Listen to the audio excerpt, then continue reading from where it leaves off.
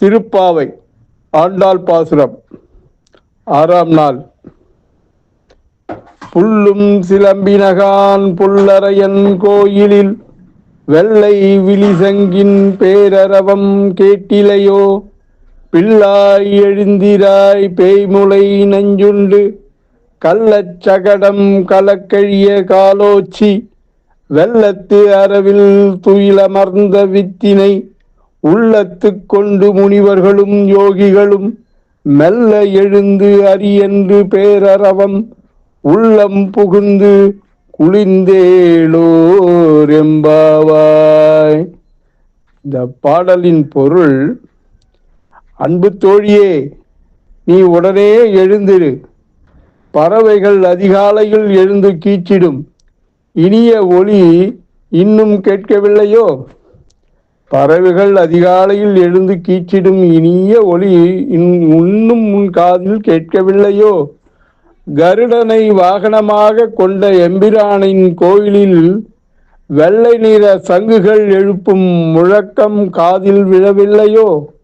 பேய் வடிவம் எடுத்து தன்னை கொல்ல வந்த பூதகி என்ற அரக்கியிடம் பால் குடிப்பது போல் நடித்து உயிரை பறித்தவனும், சக்கர வடிவில் வந்த சகடன் என்ற அரக்கனின் உயிரை குடித்தவனுமான கண்ணபிரானை யோகிகளும் முனிவர்களும் ஹரி ஹரி என அழைக்கும் குரலுமா உன்னை எட்டவில்லை?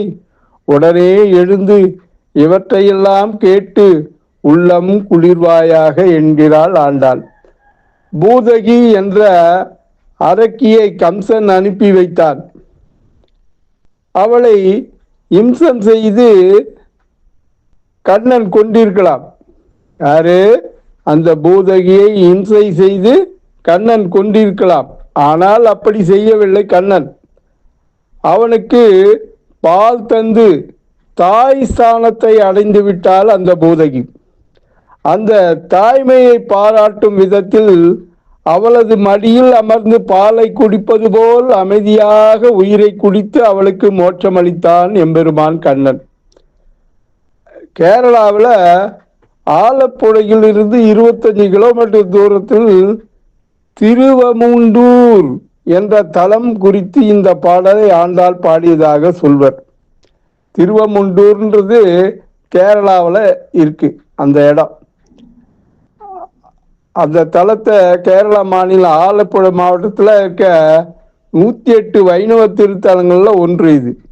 இங்கே பாம்பனையப்பன் என்ற பெயரில் மகாவிஷ்ணு வீற்றிருக்கிறார். நம்மாழ்வார் மங்களாசாசனம் செய்த தலம் இது மற்றும் பஞ்ச பாண்டவர்களுடன் தொடர்புடைய சிறப்பு வாய்ந்த தலமாகும் இந்த தலம். இது திருவமுண்டூர் என்ற தலம்.